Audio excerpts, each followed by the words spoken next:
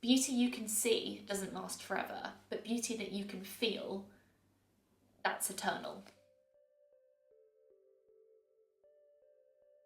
Hello beautiful people, I'm Alessia. Today we're going to be discussing beauty, and I'm going to be giving you 6 signs that you are beautiful, 6 signs that you're attractive.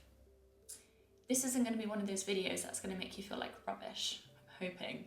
This is less about your kind of physical beauty and it's more about your inner beauty. In my humble opinion, inner beauty is far more attractive than outer beauty. Sometimes it's really hard to appreciate how beautiful you are in a world that makes beautiful seem very simple, like the idea of beauty very simple, when actually it's very complicated. Beauty means different things to different people because we're all attracted to different people and different types of energy. Instead of listing off all the features that you should have, I'm going to be listing off all the inner qualities that you should have or that make someone attractive and beautiful. I'm not going to say you can't feel beautiful, you're not beautiful if you don't look a certain way, because I just think we should leave that kind of mentality for our parents' generation. We don't need that in 2023. I just think it's the inner beauty that makes you stand out, that makes you memorable to me. I've met so many people that I would consider physically beautiful, but they haven't stood out because there are so many people that have, you know, lovely lips and big eyes and whatnot, but that doesn't make them stand out and unique because there are so many people like that. What makes you unique and beautiful and attractive and makes people want to cling on to you and keep you in their lives is your unique qualities that make you you, or the little life experiences you've gone through that have made you who you are, made you the loving, beautiful, caring person that you are. Anyway, I ramble. I've got some pretty nice, clear signs that you're attractive, that people find you attractive, that people find you beautiful, that I'm now going to share with you.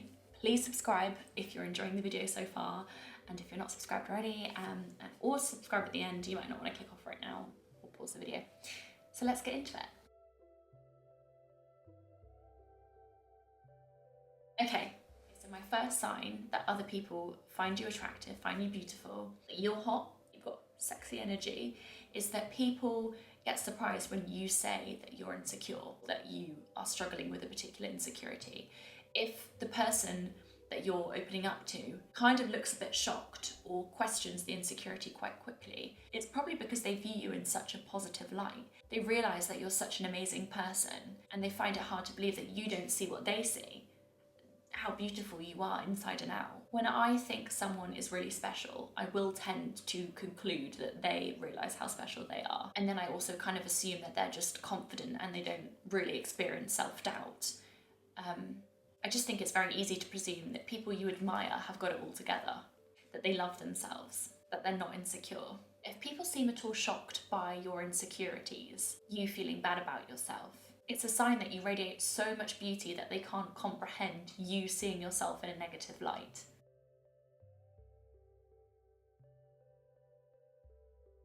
Okay, my next sign, this is something I've been thinking about a lot recently, that you are stunning, attractive, is you don't have to be the loudest in the room. You don't have to talk about yourself. You don't have to persuade people to think, oh, she's great, or they're great, or he's great. Your personality, your beauty speaks for itself. I often think that the most stunning people take a while to get to know. It takes a while to see their beauty, because I think when you know and believe and you truly feel beautiful and attractive and radiant, you don't force it upon people, you don't force it down people's throats, because you know that it's only going to be a matter of time until the people realise how precious you are. I completely get why some people try to kind of prove themselves and try and, you know, let people know how amazing they are. I completely get why you would feel panicked and the need to kind of prove yourself, because a lot of us experience like a lack of appreciation growing up as a child, so we might feel like we need to force feed people our positive traits. But I just think when you let people explore who you are and you let people figure out how amazing you are, you save your time and energy for the people that are genuinely patient enough to get to know you and invest time in you, and those are the people that are going to get to experience your beauty. If you're in a group situation with your friends and you're usually the one that kind of dominates the conversation, maybe it's because you're a chatty person, I don't want to judge that, but if you're constantly trying to big up yourself, is that because you want to prove to your friends that you're worthy and you're enough? Is that because you're coming actually from a place of insecurity? I think people that allow organic conversations to flow often are the people that are a bit more self-assured, that have had more time to self-reflect, that kind of respect themselves and know that they're enough. And to me, this is a more attractive trait, because insecurities are not attractive, let's be honest. I mean, everyone does have insecurities. I've got insecurities.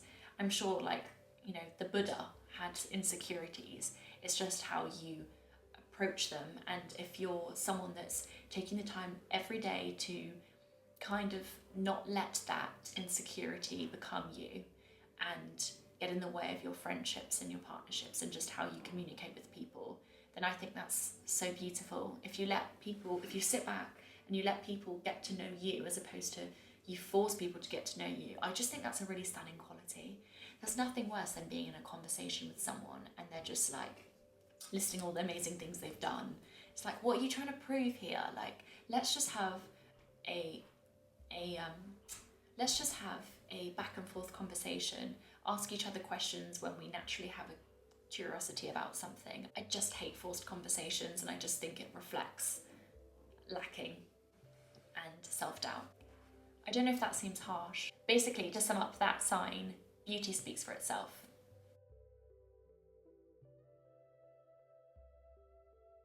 Okay, my next sign that you're hot, that you're sexy, that you're attractive is that you feel that sometimes, that you feel really good in yourself.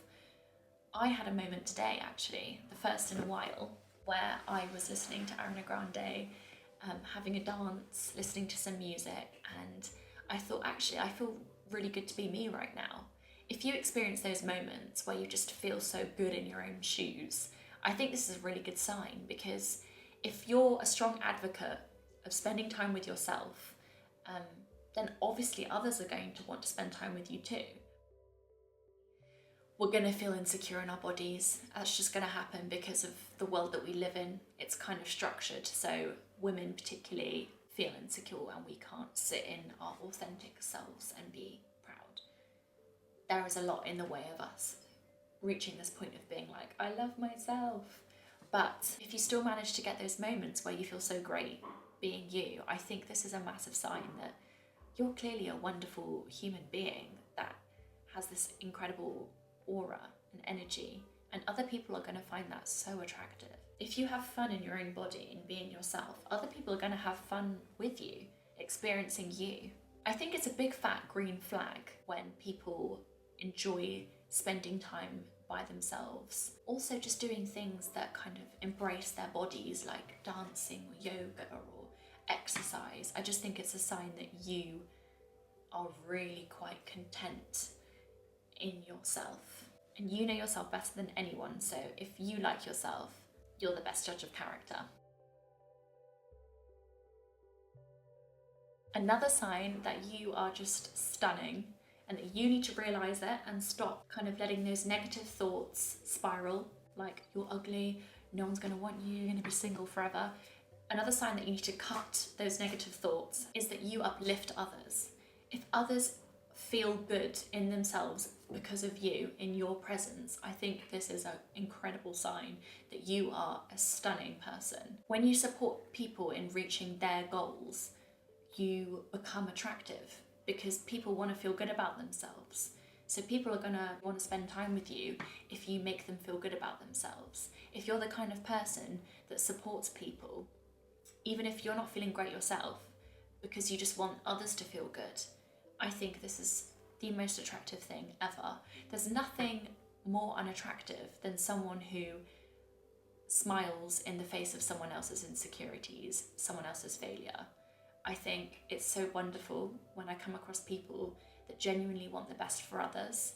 If you're someone that's not intimidated by other people's success, I think this is so attractive. Obviously, jealousy is natural. We all get it. We all compare ourselves because we live in a world that forces us to do that. I mean, comparison culture is rife.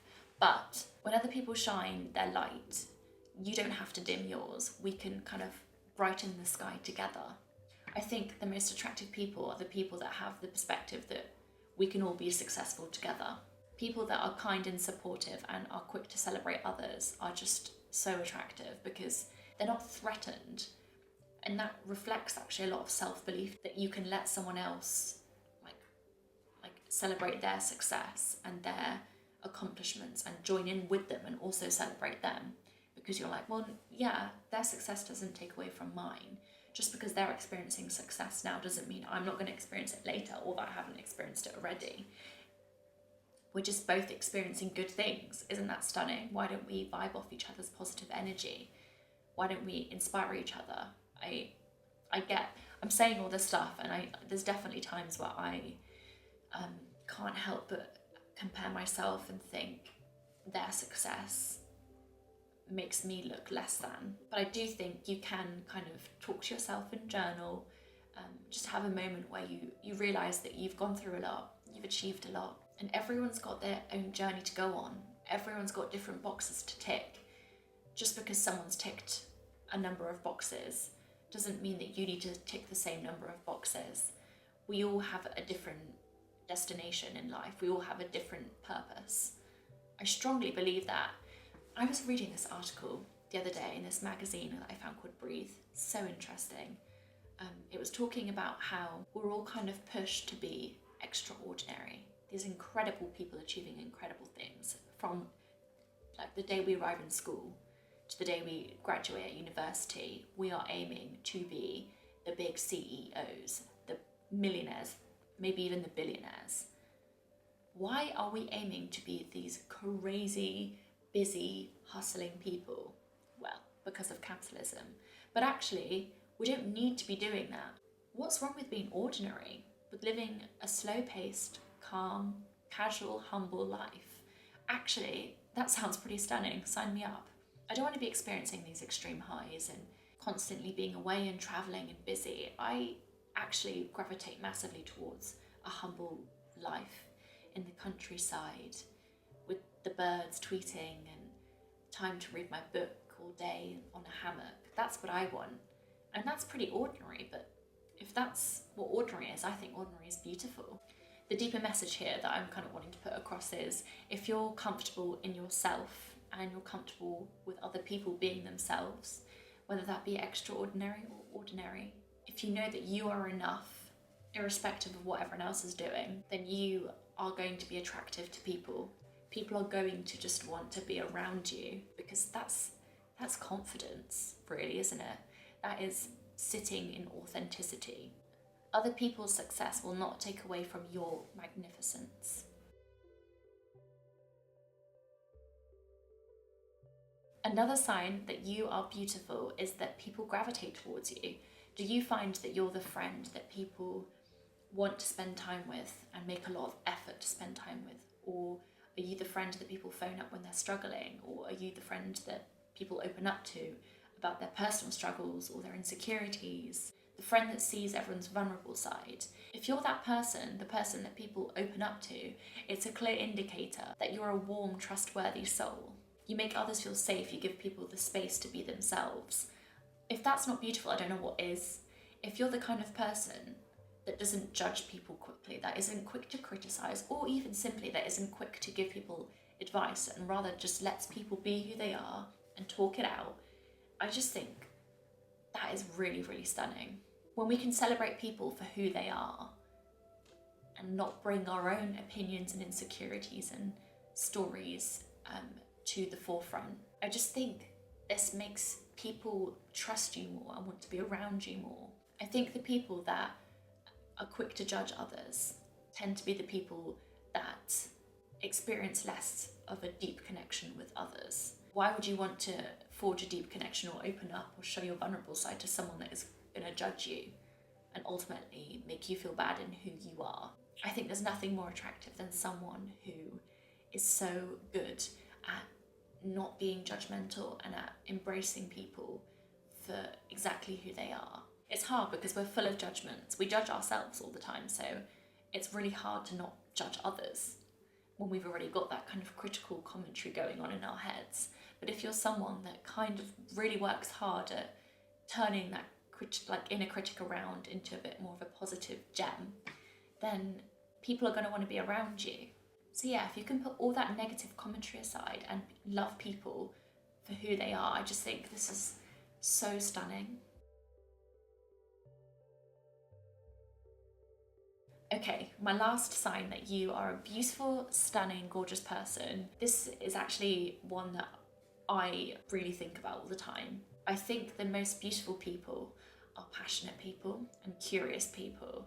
People that have something that they research or that they're really curious about, or that they read books about or listen to podcasts about. I just find people that have questions really attractive. Not necessarily just in a romantic sense, but also like for platonic friendships. That's what I look for. I look for people that have kind of like hobbies or passions, things that I can learn from, things that we can kind of connect on. Now, we don't have to have the same hobbies. I just love a passionate person. Even if, you know, you like something that I've never really thought about. I love like getting high off other people's passions and other people's excitement on certain things going on in the world. Just find that so attractive when someone isn't all about, you know, just the people around them, but about ideas, people who are interested in ideas and concepts. And I just think deep thinkers are so attractive. I guess that's more of a personal preference for me, but I don't know. I think if you're passionate about something, you're usually quite confident in conversations when that topic is brought up. And confidence is something we all find attractive, isn't it? So, yeah. A curious mind is the most beautiful thing to me. I can't help but think as well, when we get older and by society's standards we get less beautiful, which is a load of rubbish. I think we get more beautiful because we really let our minds and our ideas and our up here take charge. That's what we really lean into, like our inner selves, I think, as we get older. I can't help but think that the people that view beauty as, you know, a certain look, physical look, are just setting themselves up for disappointment in the future. Because if we go by society's standards, you're going to get less beautiful as you get older. I don't like that notion. Why on earth should we get less beautiful as we get older? If anything, we become more healed and we know more about ourselves. We are more capable of setting boundaries. We're more knowledgeable on the kind of clothes that we like to wear that really represent who we are. We tend to gravitate towards places that really make us feel at home, like maybe you're more of a countryside person or more of a town person. I think as we get older, we become more ourselves than ever before, if we allow ourselves to, obviously. So I think getting older should be seen as this really stunning process.